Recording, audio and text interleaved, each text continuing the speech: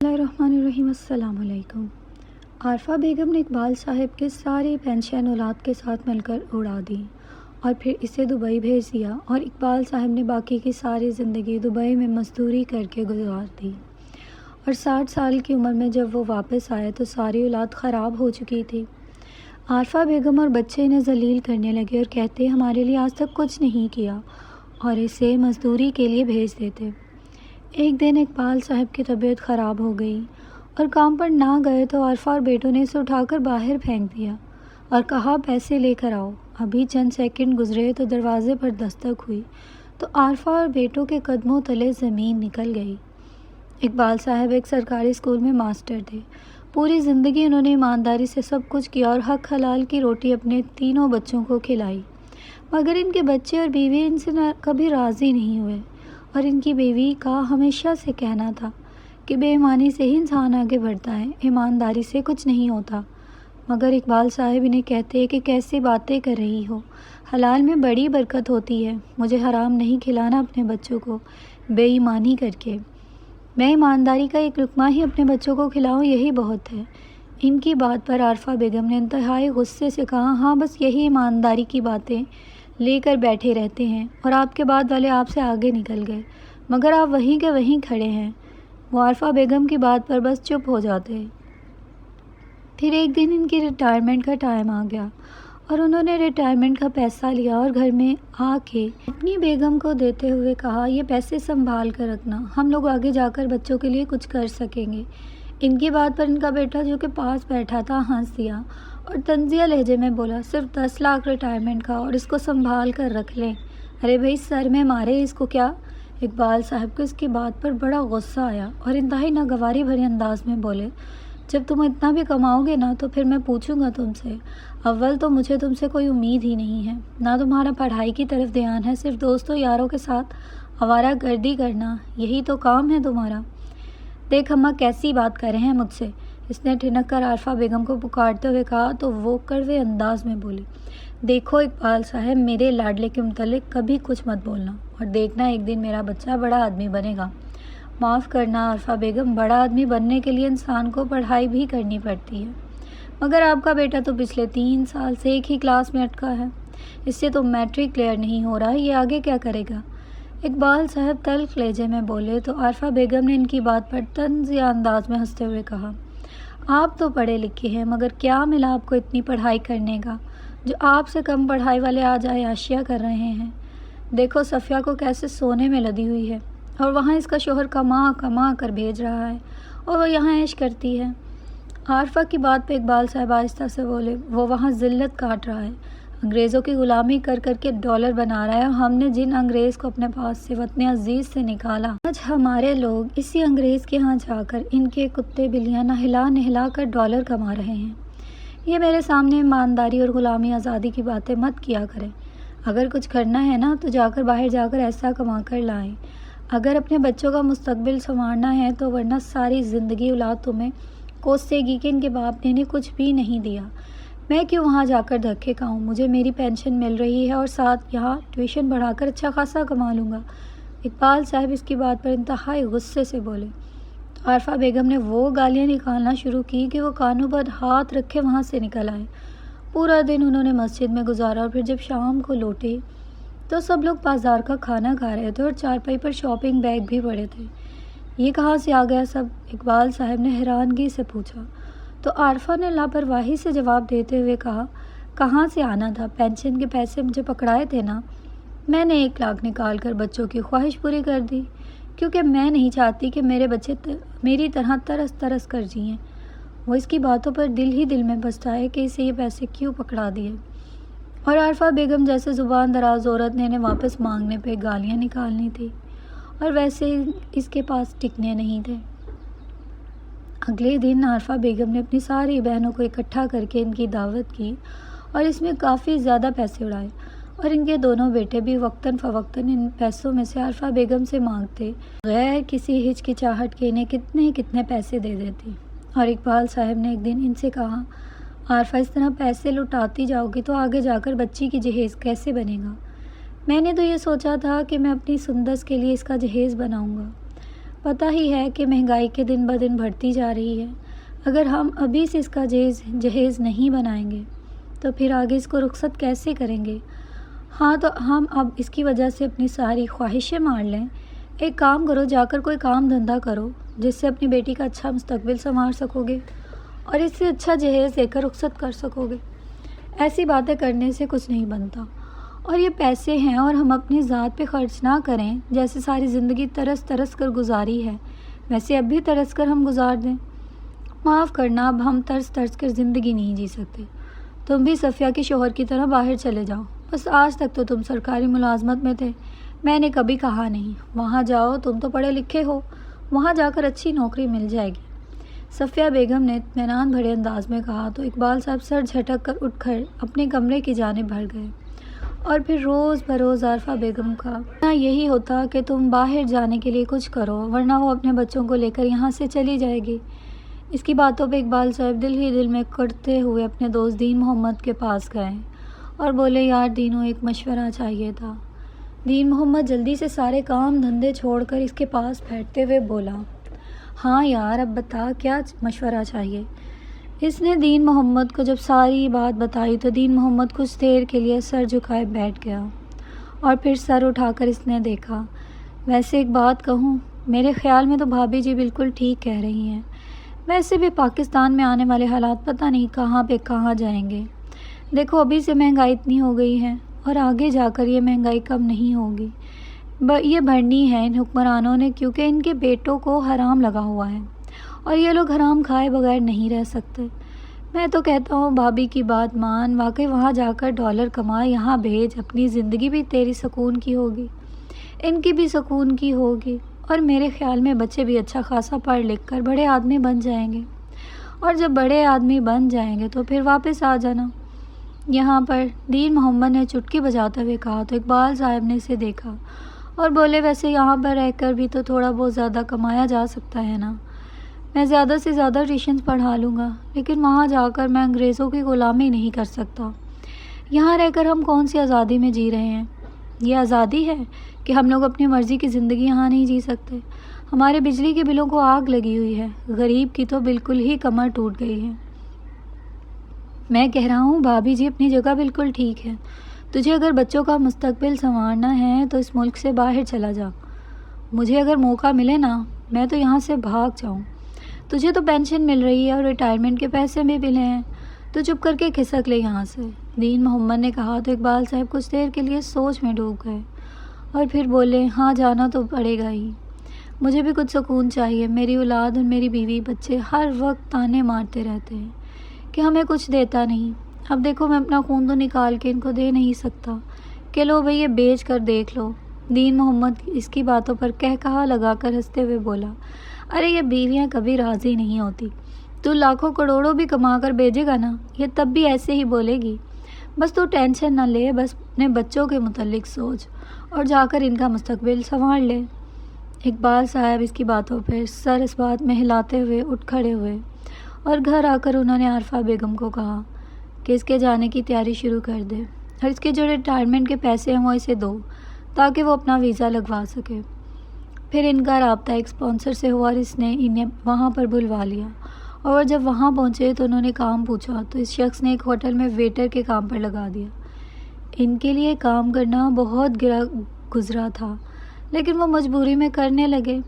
سارا دن وہ 3-4 جو جگہ جاتے تھے اور مختلف قسم کے کام کرتے اور وہاں سے ڈالر کما کر عارفہ بیگم کو بھیج رہے تھے، جو کہ وہ اپنے بچوں کی عیاشیوں میں ضائع کرتی جا رہی تھی۔ اقبال صاحب نے اس سے کئی بار کہا کہ پیسے جوڑ کر رکھو تاکہ بیٹی کے جہیز کا کام آ سکے، مگر وہ ان کی بات کو ایک کان سے سن کر دوسرے سے نکال دیتی تھی۔ وہ وہاں دن رات خود کی جان کھپاتے اور وہ یہاں پر بچوں کو بگاڑنے میں لگی رہی۔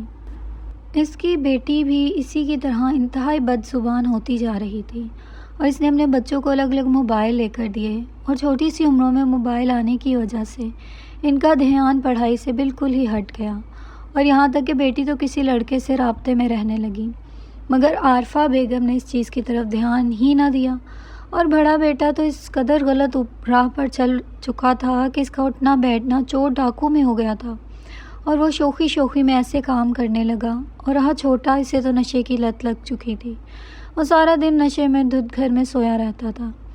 اقبال صاحب کے وہم و گمان میں بھی نہیں تھا کہ ان کی اولاد اس قدر بگڑ جائے گی۔ وہ وہاں پردیس میں انگریزوں کی گالیاں اور ان کی حقارت کو سہ سہ کر انہیں اچھی زندگی دینے کی کوشش کر رہے تھے، مگر وہ تو ان کی ساری امیدوں پہ پانی پھیرنے پہ لگے تھے۔ وقت کا کام ہوتا ہے گزر جانا، اور ایسا ہی ہوا۔ انہیں وہاں پردیس میں کام کرتے ہوئے 5 سال ہو گئے، اور جب وہاں سے واپس آنے کا نام لے تو عارفہ بیگم انہیں کہتی کہ ایسے اتنے پیسے ضائع کر کے واپس آؤ گے، اس سے اچھا ہے کہ وہیں رہو اور ایک بار ہی واپس آنا جب بہت ضرورت ہو، کوئی کام ہو۔ وہ اس کی باتوں پر دل ہی دل میں کٹتے رہتے، چپ ہو جاتے۔ پھر ایک دن انہیں دین محمد کی کال آئی اور اس نے بتایا کہ اس کی اولاد بہت غلط راہ پر چل نکلی ہے۔ یہ وہ باتیں سن کر بہت زیادہ پریشان ہو گیا، اور اس نے بنا بتائے ہی اگلے ہفتے کا ٹکٹ کروایا اور پاکستان کے لیے نکل آیا۔ وہ وہاں پہنچا اور جب وہ گھر پہنچے تو سامنے کا منظر دیکھ کر ان کے پیروں تلے سے زمین نکل گئی۔ نہ جانے کون سے لڑکے وہاں لاؤنج میں بیٹھے تھے اور ان کی بیٹی ٹانگ پر ٹانگ چڑھائے ان کے سامنے موبائل پر لگی تھی۔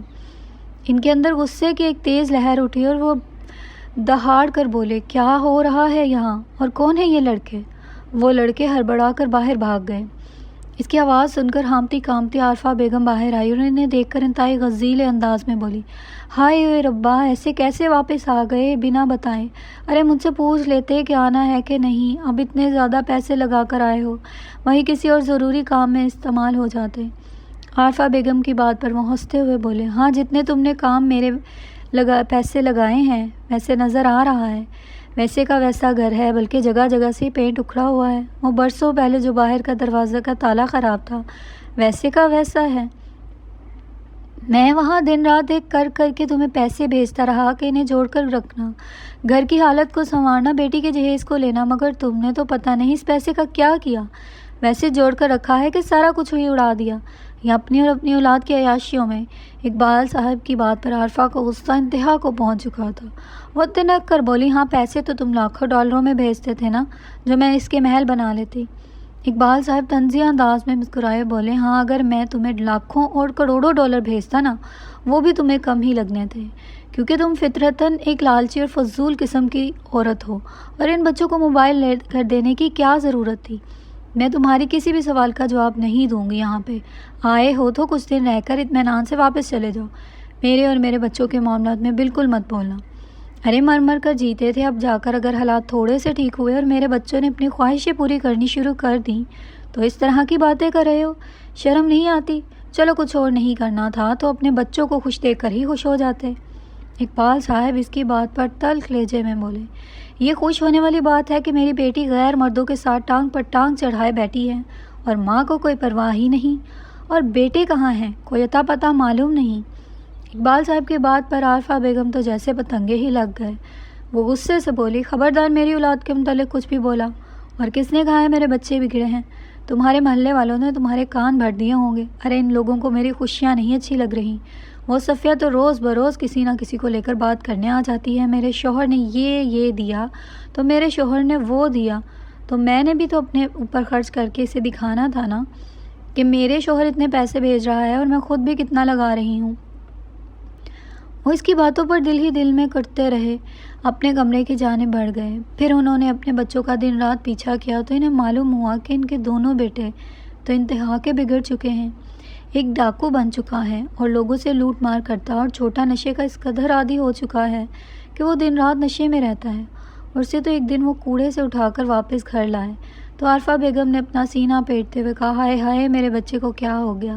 اقبال صاحب نے زخمی نگاہوں سے اسے دیکھتے ہوئے کہا، تم تو ایسے وائے مچا رہی ہو جیسے تمہیں کچھ پتہ ہی نہیں کہ تمہارا بیٹا کدھر تھا۔ اور وہ انتہائی ڈھیٹ انداز میں بولی، ہاں ساری ذمہ داریاں تو میری ہی ہیں، میں نے تمہارے بچوں کو سدھارنے کا ٹھیکہ نہیں لے رکھا تھا، خود تو پردیس میں موجے اڑا رہے تھے اور میں یہاں بچوں کو کیسے پال رہی تھی مجھے ہی پتہ ہے۔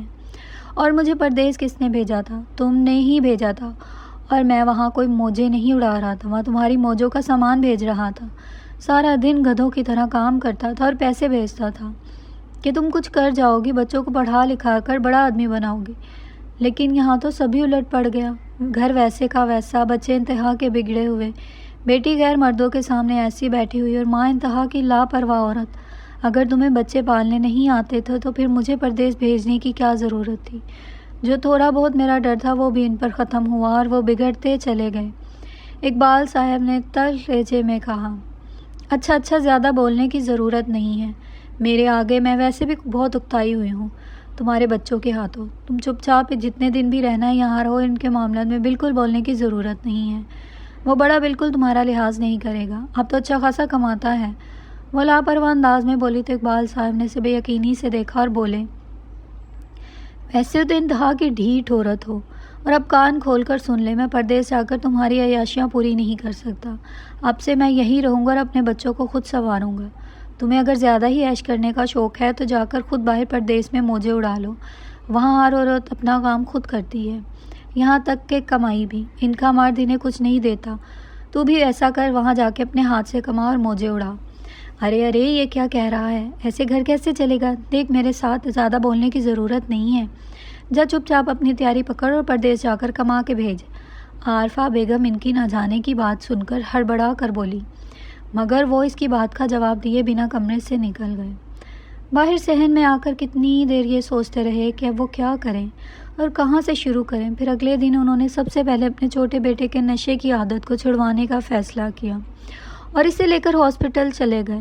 وہاں پر اسے ایڈمٹ کروانے کے بعد انہوں نے گھر آ کر اپنی بیوی سے کہا، رشتے والے سے کہو سندس کا رشتہ لے کر آئے، ہم لوگ اس کی شادی جلد ہی کریں گے۔ کیسی باتیں کر رہے ہو تم؟ وہ ابھی اتنی چھوٹی ہے، وہ اتنی چھوٹی عمر میں شادی کیسے سنبھالے گی؟ گھر کی ذمہ داریاں، یہ بات مجھے مت سنا، بلکہ اسے سمجھا کہ وہ گھر کی ذمہ داریاں سنبھالنا سیکھے۔ ہر وقت موبائل میں سر گھسائے رہتی ہے۔ اس کی باتیں سننا بڑا بیٹا جلدی سے بولا، اوے ابا، تجھے فکر کرنے کی ضرورت نہیں ہے، تو جا اپنا بستر سنبھال اور جا کر اپنا کما کر لے آ، ہمیں نصیحتیں کرنے کی ضرورت نہیں ہے۔ اور رہی بات میری بہن کی شادی کی، تو اس کی شادی میں بڑی دھوم دھام سے کر سکتا ہوں، ارے لاکھوں کماتا ہوں 1 منٹ میں۔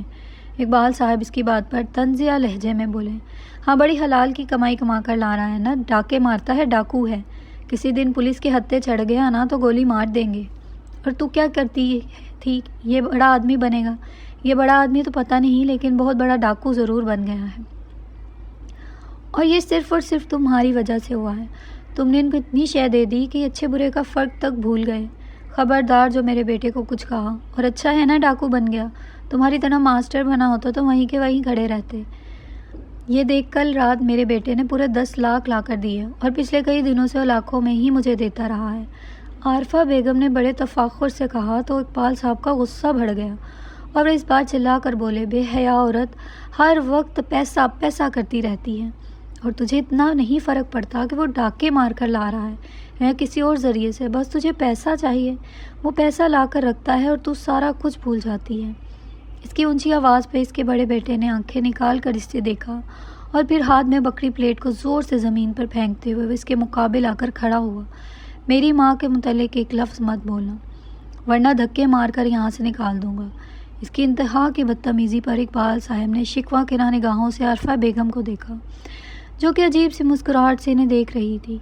یہ دیکھ کر کیسے بات کر رہا ہے؟ ارے میں دن رات انہیں حق حلال کی کمائی کھلانے کی کوشش کرتا رہا، مگر ان کے منہ کو حرام لگ گیا، اور یہ سب کا سب تیری وجہ سے ہوا۔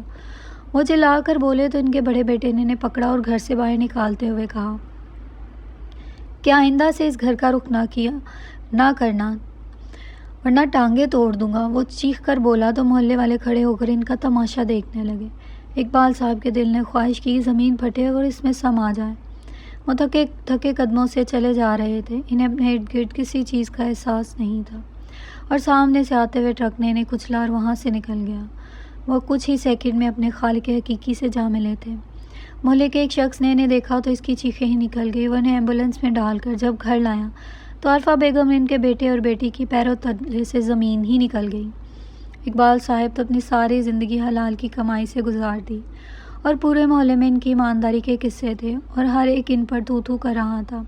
اب عارفہ بیگم کے سزا کا وقت شروع ہوا تھا۔ چھوٹا بیٹا نشے کی زیادہ ڈوز کی وجہ سے کوڑے دان میں پڑا ملا، اور بڑا بیٹا اپنے کمائی کا روب جما کر ان ماں بیٹی پہ ہاتھ اٹھا دیتا تھا، اور سندس اس سب سے تنگ آ کر کسی لڑکے کے ساتھ گھر سے بھاگ گئی۔ اور اب عارفہ بیگم کو چپ سی لگنے لگی اور تنہائی کی وجہ سے پاگل پن کے دوڑے پڑنے لگے۔ اور ایک دن بڑا بیٹا ڈاکہ مار رہا تھا کہ پولیس پہنچ گئی اور وہ پولیس مقابلے میں مارا گیا، اور جب اس کی لاش لائی گئی تو عارفہ بیگم اسے دیکھ کر تالیاں بجاتی جا رہی تھی اور یہی بات بولی جا رہی تھی کہ مر گیا مردود، نہ فاتحہ نہ درود۔ کچھ دنوں کے بعد جب کھانے کے لالے پڑے اور بھوک نے ستایا تو بکھرے بالوں پھٹے کپڑوں میں لوگوں کے دروازے کھٹکھٹا کر روٹی مانگتی، کوئی تو ترس کھا کر دے دیتا اور کوئی دھتکار دیتا تھا۔ نافرمان عورت کا یہی انجام ہوتا تھا۔